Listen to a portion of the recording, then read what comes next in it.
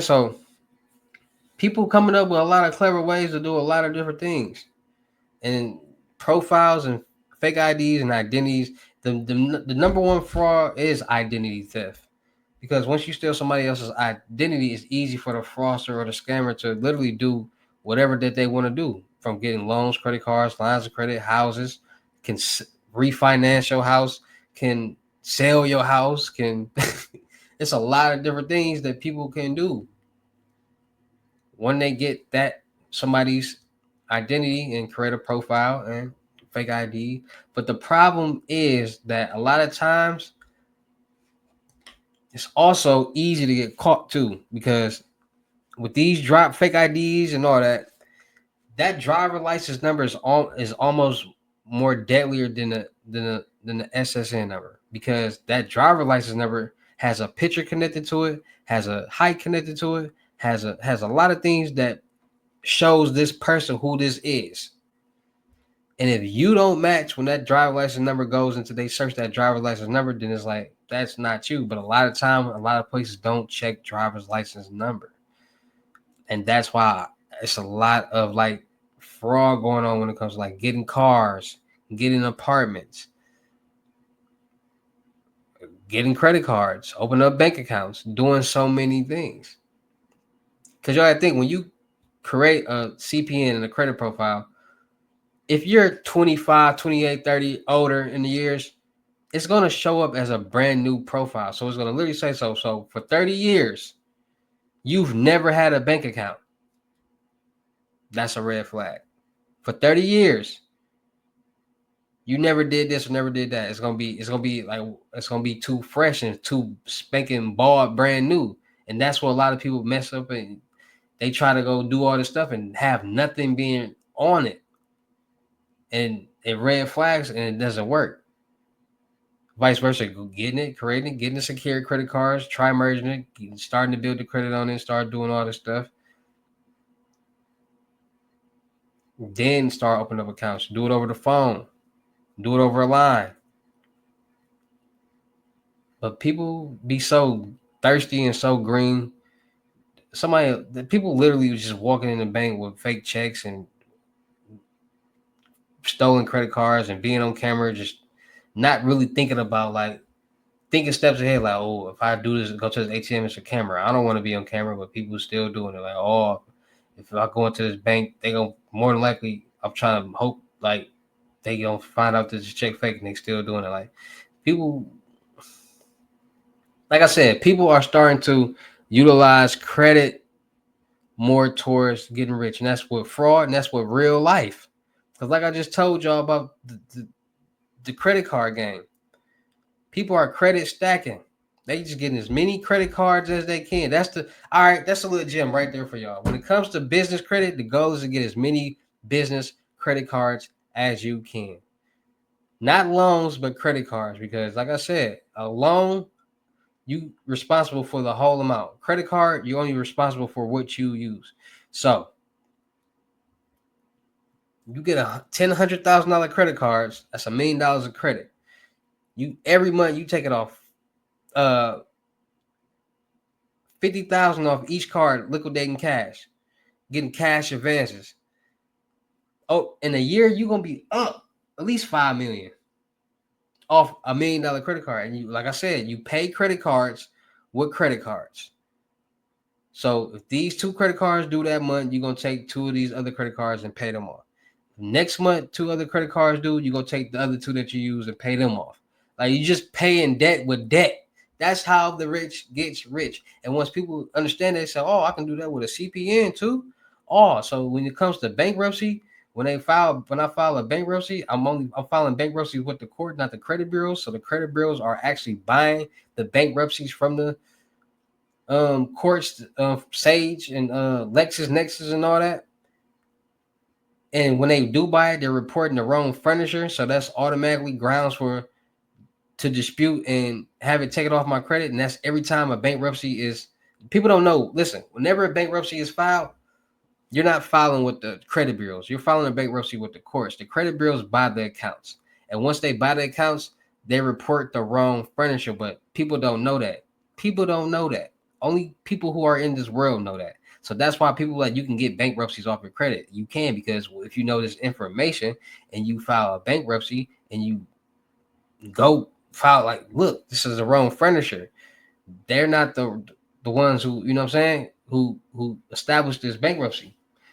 Inaccurate information, grounds for dispute and deletion off your credit report. So now you just got a trust fund. Now you just put money in your trust fund, protecting your assets from these business loans. Now you filed bankruptcy. Now you disputed it. Now you got it off. Now you clean, no bankruptcy, trust fund, start a new business.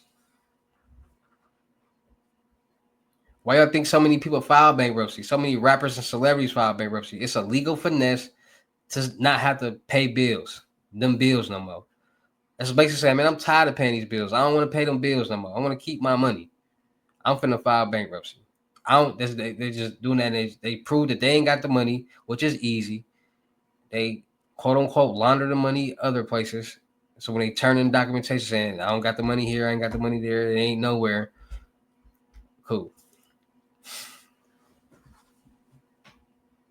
That's all it is.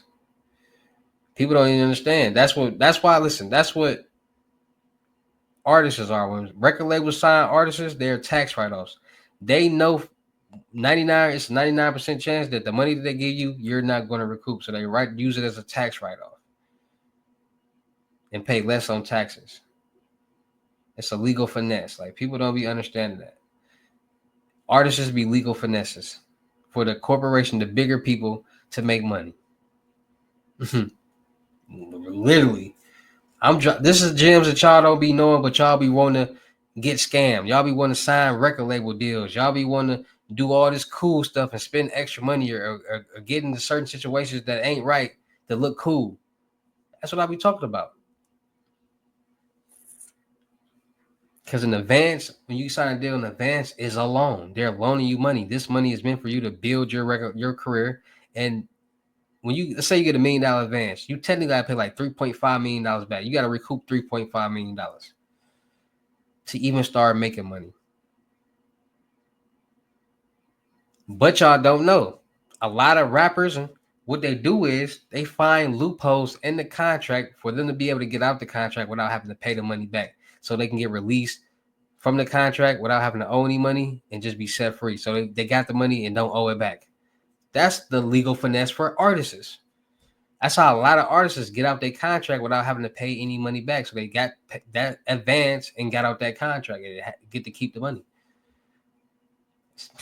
Listen, knowledge is power. The more you know, the more you grow. Lil Lee, what it do? 888 HZs, what it do?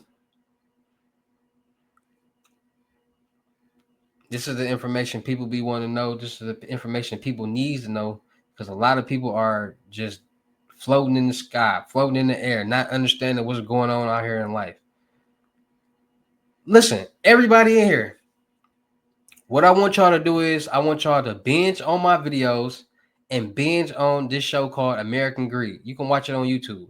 Watch my videos and watch them videos on American Greed. And I guarantee you, after a week, we're gonna be having different conversations on this chat for sure. Y'all mind gonna be turned around completely 360 style. The way of thinking, the way y'all see people, the way everything, y'all gonna be just mind blown at how much fraud and scams is going on out here. Like, behind the scenes, y'all wouldn't know that a lot of movies, like the big box office movies with real life actors in it, were funded by scams and Ponzi schemes. You'll learn about that on American Greed. And you'll learn about which movies was. You'll learn about American Greed. Just like when I watch reaction videos and people getting caught with fake check stuff, you're going to go on American Greed. You're going to see how many people. American Greed is to show you the white collar scamming that's going on out here in the world. From people who doing check fraud. Matter of fact, I will watch a show. Y'all want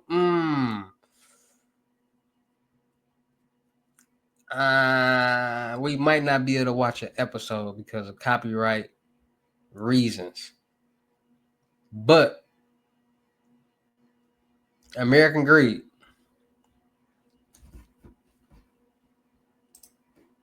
Let me see something.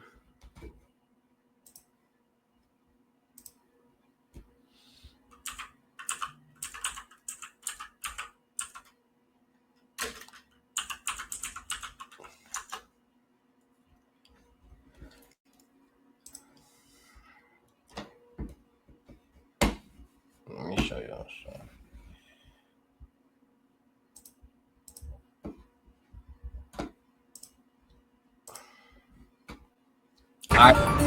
American, these all American lawyers. All look at the people here. You're not seeing no black dude with dread. In this episode of, You know what I'm saying?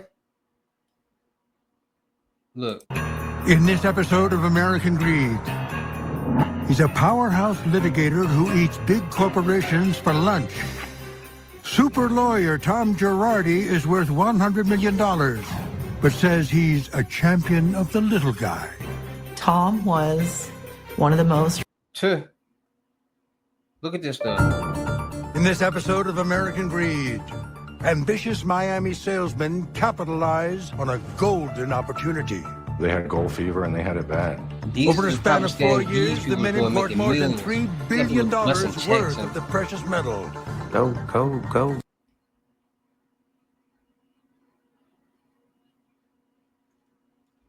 Like what? Like, look at this guy. Last time, Zach and I did a review of the... He was on American Greed. In this episode of American Greed, James Morgan McGill has a secret weapon. Hey, funny, that's on the show, but yeah, American Greed, bro. Y'all need to watch. Look.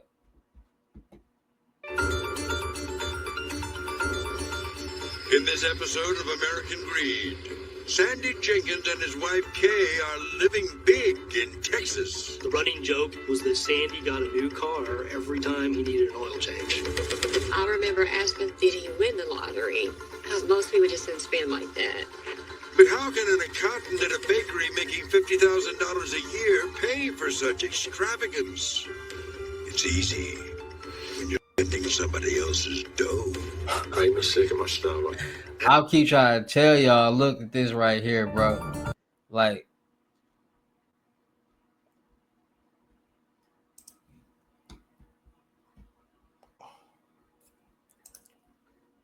that's the type of stuff that they be doing.